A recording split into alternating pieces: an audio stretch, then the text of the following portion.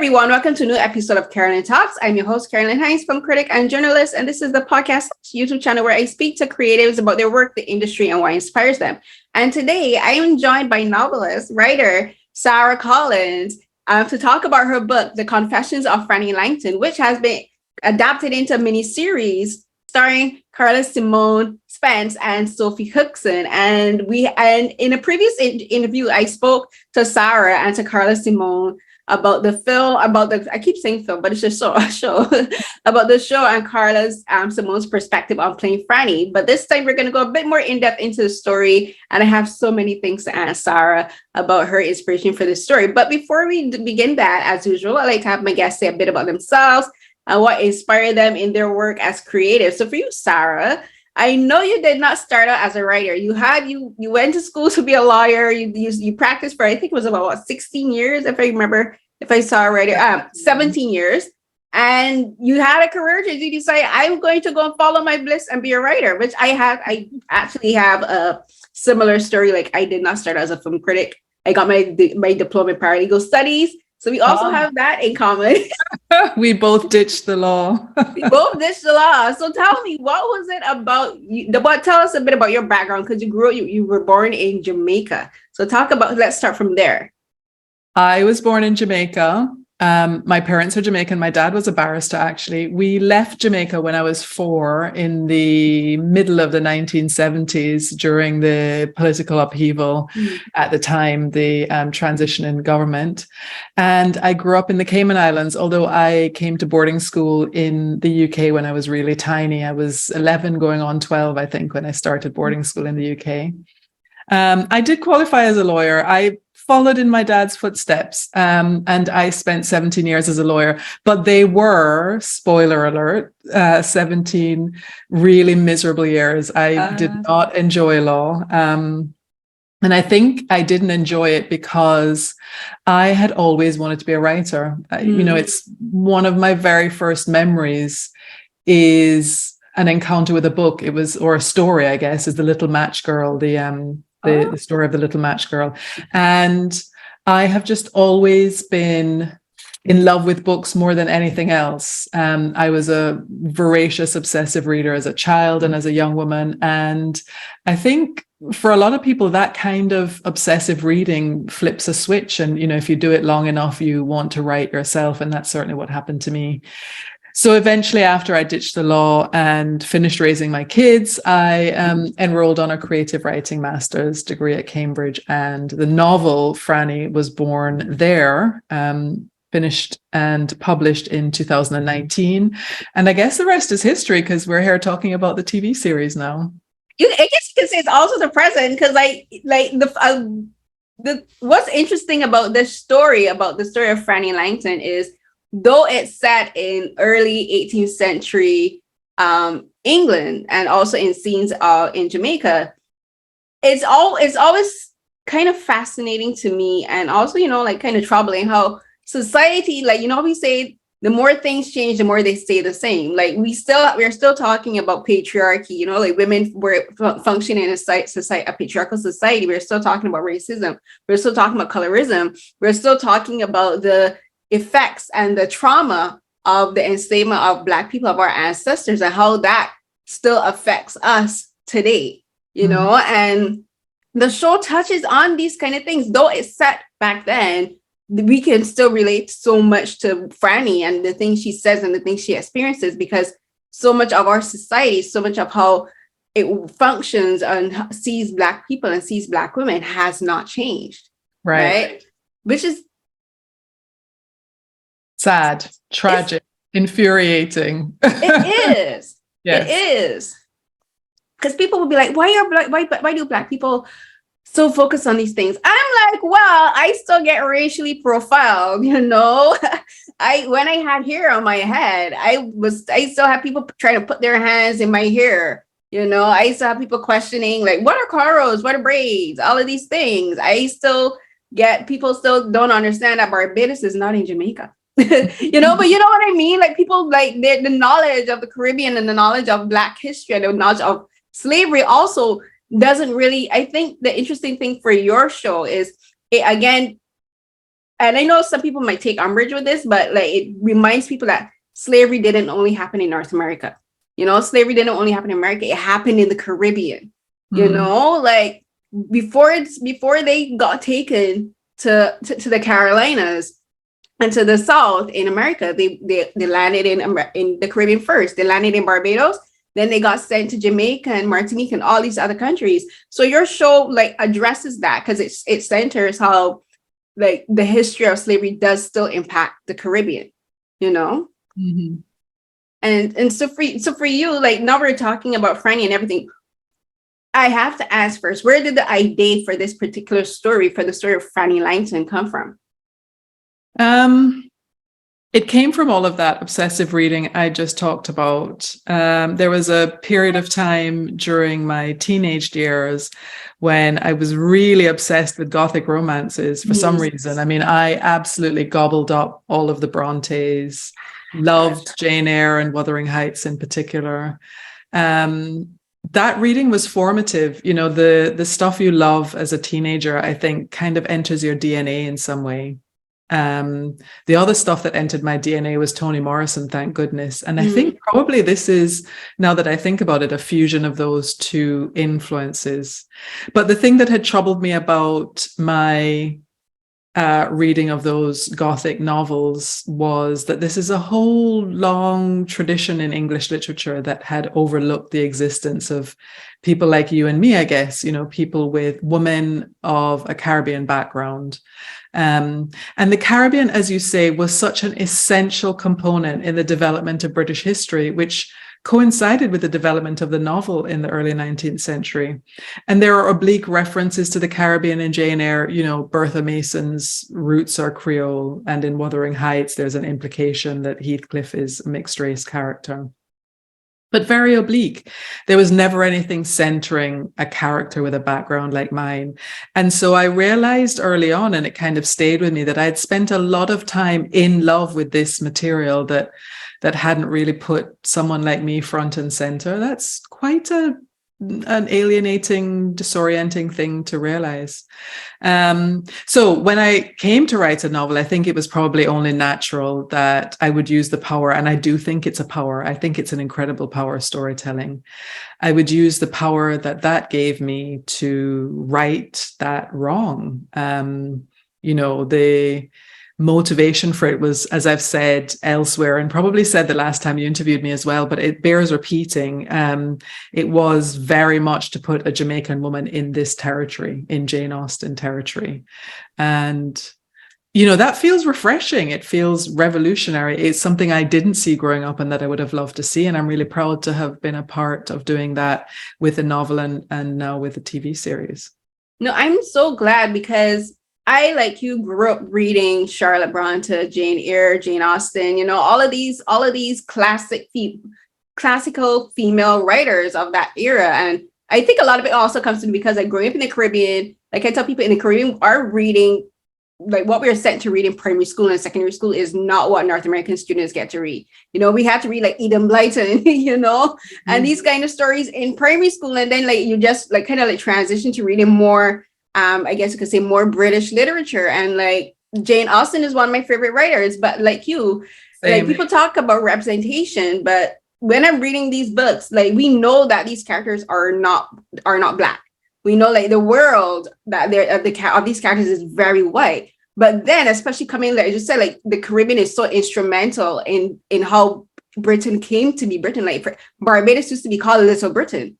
Like that was historically what we were called because our economy contributed so much to the British economy. Jamaica contributed so much to the British economy. Same thing with Scotland and Ireland. My last name is Hines, which is Irish, and my dad's last name is Cummins, which is Scottish. Or do I have that? It's one of the two. But we have all of these connections to Britain and to like that part of Europe. But in literature, we don't get acknowledged. Though the wealth of the characters come from slavery, the wealth of the characters come from the sugar and cotton and tobacco and the molasses trade and all of these things. This is how this is how Britain got built up. This is how these manor houses, these palaces, their industry got built up off of the Caribbean, off of the backs of the enslaved Black people, but we don't get acknowledged in the history, in the literature, particularly on screen. You know, one of the first films, and I think it was probably the very first film that I have a very clear distinction of,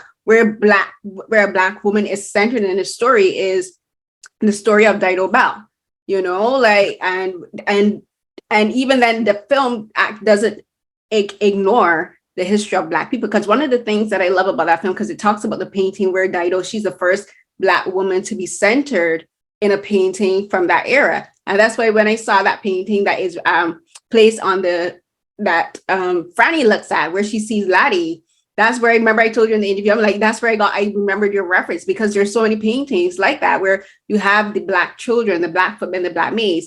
They're adding on just as like, they're not people, they're just objects to prop up the white people in these paintings.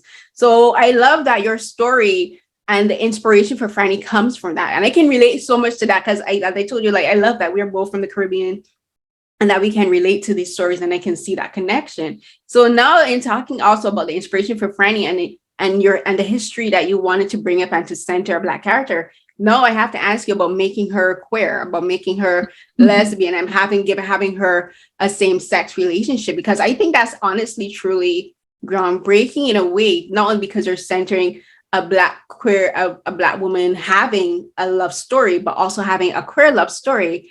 And for the Caribbean, that's still something that isn't really spoken about in the Caribbean. You know, like, it's there. We know, like, there are gay people and everywhere, queer people everywhere, but to have a black woman who was a slave, who is in the position that she's in, and she's been given to this white family, she's having a love affair with Marguerite, played by Sophie Cookson. Tell me about doing that, about instead of making her having the typical love story with like the man. I used to do a lot of human rights advocacy in my former job as a lawyer. And one of the areas that I did quite a bit of work in was in the Caribbean, was to do with gay rights. And you're entirely correct to identify that we still have a long way to go in the region. You know, there is this kind of entrenched homophobia. And one of the reasons I think for Frannie being a queer Black character is that I was very determined that if my beloved island people were going to support this project, that they would also have to engage with that aspect of her identity. I think stories, even more than legislation and soapboxing, can kind of nudge people's opinions along. You know, I've been really gratified by the number of people from Grand Cayman, where I grew up, who have read the novel, you know, people who are very conservative and often quite elderly, who've read the novel and perhaps had their eyes opened, you know, seeing the story of someone like Frannie from the inside. The power of that's not to be underestimated. But also, it just was natural. I've answered this question before, and I have said, and it's true, that it wasn't a conscious decision in the sense that, you know, although I wanted people to, in the Caribbean, to come to terms with this aspect of her identity, it also was an incredibly natural aspect of the character. And that's because it was who she was. It was how she came. She came with this identity. And it made sense in the context of her experience, in particular what had happened to her in Jamaica, in the context of this house. As I've said before, the fact that almost all of the men in this story are completely despicable characters, and that Madame is a woman very much like her, with the same sensibility, with the same passions, with the same desires. It made sense that the love story would be a love story between the two of them. Also, this, for me anyway, is very much a meditation on women's anger. It's a very feminist story. It's supposed to center women, and you're not really going to do that if you're distracted by a kind of heterosexual love affair, you know, men getting in the way. So that's where the power, that's where the electricity in the story came from for me. It was just really important to follow the character where she wanted to go in this respect. Great. Sorry, excuse me. My dog is here licking me. Charlene! Well, your dog should then make a cameo, I think. Sorry. Are you keeping this bit in? I might. Like, normally I'll cut it out, but it's so funny. Shut the door. Oh my gosh, she's something else. She always does this. She'll leave me alone completely, but as soon as I start interview, she'll Because she hears you talking, she wants to get in on whatever you're doing. She just want attention. She don't care about me. Sorry about that. But in going from that, the other thing I think I just said Frannie being queer, being lesbian felt natural. Like when I first watched the first episodes, I had the same thought. I'm like, this feels natural. This feels like not only who she is with regards to gender, sexual identity, but considering her past. You know, as you said, all of the men except for Laddie are extremely despicable human beings. And with the past that she has, coming from this ironically named plantation home called Paradise in Jamaica, she either saw men as victims, being the other Black men who are enslaved, and she can't be around them because she's been barred from being around them. I noticed that she gets separated from the other Black people. You know, once she's taken from her mother, she doesn't have any other Black people around her, including men. And then the only male that she's around constantly is this white man who is experimenting and torturing and mutilating Black people. So she doesn't have any positive references for Black men or for men, period, any positive references for them. You know, she doesn't have any positive relationships. And then the next man that we're introduced to as the audience is another man who is also an extremely despicable man, who then turns out to be Madame's husband. And he's a despicable human being as well. So in all of this, when I saw the first episode, and then as the story went on, like I can see why this is a natural for her. And, you know, this is who this character is. And then it also, as you were saying, like it's a feminist story. And I think with regards to me, when you're talking about feminism, you have to talk about the good and the bad. And to me, Madame is like a amalgamation of both, you know, where you can show there's women, white women or women of other races who can befriend Black women. They can be friends with Black women. We have similarities, like they both get each other's attention because they're in love with literature. You know, they're both avid readers. They both love poetry. They love the classics and all of that. And they also have a natural chemistry, you know, a natural pull to each other. But then in that pull comes the power imbalances. This is still a white woman. You know, this is still a wealthy white woman. This is still a wealthy white woman who is married to the man that Frannie has been given away to. So, and then in the interactions they have, you can see that Madame Marguerite doesn't have a full understanding of Frannie's situation, you know, and that's how you can say you can have feminism. You can have a woman who's feminist, but is not actually truly embracing the word of feminist, you know, because she's still self-centered. She's still extremely selfish. She still has a very myopic way of seeing the world because she sees things from her perspective. So talk about that aspect of feminism in the story and in the relationship between Frannie and Marguerite. I mean, isn't that a challenge? You know, it's a kind of eternal challenge for feminism, isn't it? It's a challenge for humanity, in fact, trying to see the world from someone else's perspective. Another thing to mention about Madame is she's an addict. You know, she's addicted to laudanum, which breeds its own particular kind of selfishness. She's a very vulnerable, damaged woman. Internally, I think she believes she's doing the right thing, but often she hurts people through sheer inadvertence or selfishness. There's something, I think, to be said there about intersectionality in feminism. About the possibility or impossibility of making room for other people's experiences. And I know, I mean, I've experienced it myself. I experience it to this day, that the most well-meaning of people, of women, white women, may not necessarily be able to grasp the complexities of the challenges that Black women have to face. You know, we're women, but our experience of womanhood is separated by that one random defining characteristic, and out of that springs a number of complications. You know, I think about the Well, I was going to say the Sojourner Truth speech, but apparently that was translated by someone who may have butchered her language. But, this idea that she asked the question, which I like to think she asked in her own way, am I not a woman? Because where our experiences of womanhood intersect, I think it's up to Black women to take the lead in ensuring that our stories are told properly and respected. That's one of the challenges for Frannie and Madame. I don't want to spoil anything, but, obviously we know the story ends tragically. So we know there are some challenges they haven't been able to surmount. It is one of the complications of their love affair. But I also like to think that they were trying to love each other. This is just my take on it as the sort of person who created them, that they were trying to love each other in a world that had inflicted different kinds of damage on each of them that just might at times have made that really difficult or impossible. Yeah, no, I completely agree. And I think not only the world inflicted damage on them, I think one of the things that really interests me about them is that they both see each other as being oppressed, but they also, I think they skirt around the issue of what their differences in oppression is. They're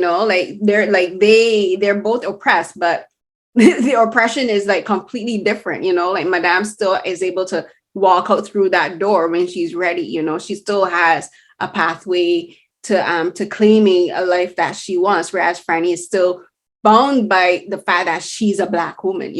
That's it's still interesting you say that, because the one who actually does end up walking out through the door is Frannie, not Madame. She's the one who has a kind of opportunity to make a way for herself, and she I'm not going to spoil it, but she does see there are avenues that are open to women like her. Maybe avenues that Madame thinks are not open to women like her.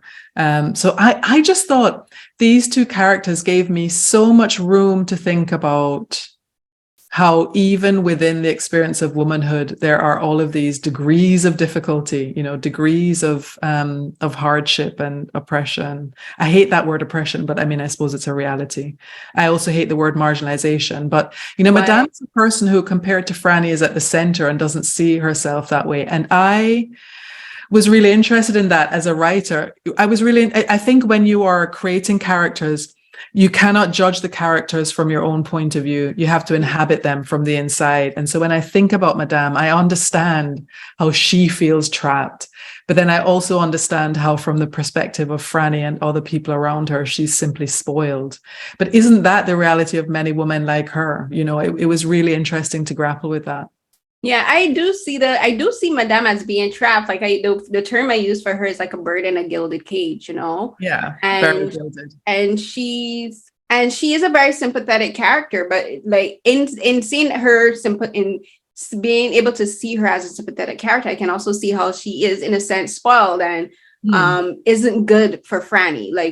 She's the one who gets Frannie addicted to laudanum too. And I saw that as a way for her, maybe unconsciously trying to get Frannie to see the world from she does, because laudanum is kind of like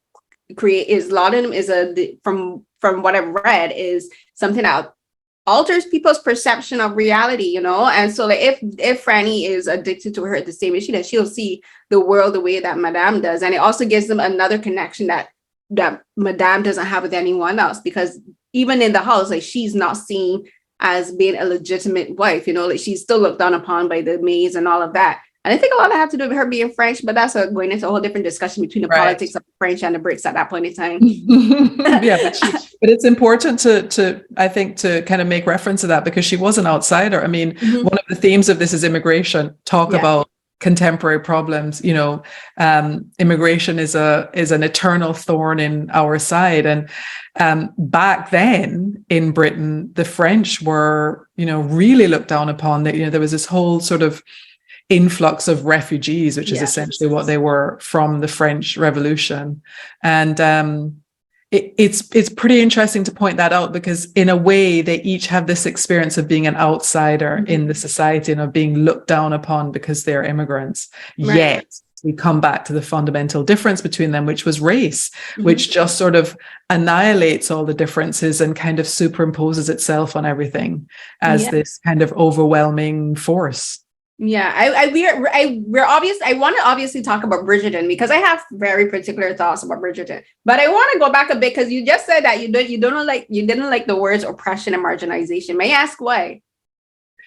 Well, my take on it, and it's only mine, is that I reject any word that suggests how someone else sees me. So I do not feel marginalized. And I think it was Toni Morrison who said something, I will paraphrase her badly, but she said something to the effect that she's the center of her own universe, which is how I feel. I am not a marginalized person from my own perspective. And so when I inhabit my own perspective, my own sense of self rejects that description. Obviously, in society, I am marginalized, but it's a very weakening word. You know, it's a word that takes away your power.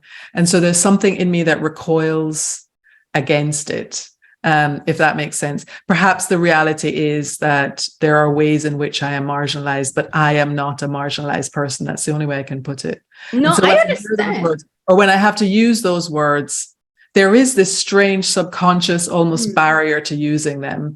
You know, when they fit, I use them, but I never enjoy doing so. And I'm a writer. I have this relationship with words where, you know, they have to be deployed exactly how they're meant for me. And I think that's why I react to those in this way.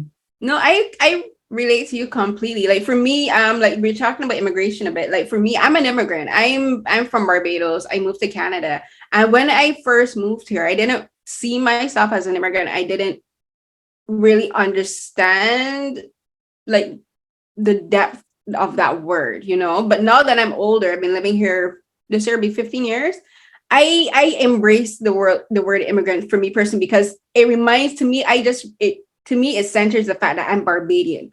You know, that Barbados is my homeland. That's where I'm from. That's where my people are from. That's where my family's from. Yes. My navel string is buried there, you know, as we say, yes. Like the ocean, I have this picture of Browns Beach. This is my favorite place on earth. Like when I go home to Barbados, one of the first things I do is go straight to the beach, and I just chill out at the beach for hours. So important. I couldn't agree with you more because we come from such a diasporic region. You know, there is so much immigration that people can read into the immigration a sense that we devalue our homelands. And it's the opposite, you know, that it's really important that we love, that we take pride in where we come from, that we show that pride, you know, that we remember the places, that we honor them. I feel the same way about Jamaica, which, you know, I left when I was 4. So I'm even further away from it than you are from Barbados. But it's part of me. My parents really instilled this kind of sense of pride in the place. It's important that we demonstrate it. It's why I write about Jamaica as well. Yeah, no, and that's it completely. And it's not only for me about being proud of Barbados and being proud of being from the Caribbean. For me, it's also because Canada is a settler colonial state, you know, like this is the home of the Native people. This is the home of the First Nations people. And I acknowledge that. And I always remind people, anyone who is not Native First Nations is an immigrant. I also whether you have been here for 4 or 5 generations, if you are white, this is not your land. So that's another way for me to, that's one of the reasons I claim the word. And also with regards to like oppression and marginalization, I also relate to that as well, because you know how they used to say like we're in the Caribbean as South America, Latin America is like a third world country. I'm like, I don't use phrases like that. I don't say like I'm from a third world country. I don't believe in like leveling or like giving like countries say first or second world or third. I'm like, no, I don't believe in like classist systems and like, you know, classifying places and people that way. So I completely relate to you and I understand what you're saying about using the words oppression and marginalization. And a perfect segue to my last and final question. Like I mentioned, Bridgerton. So one of the other things that drew me to the show, and one of the things I really love about it is that it is still a Gothic romance. It is still an ill-fated tragic romance because Gothic, you know, tragic ending, all of this. Yes.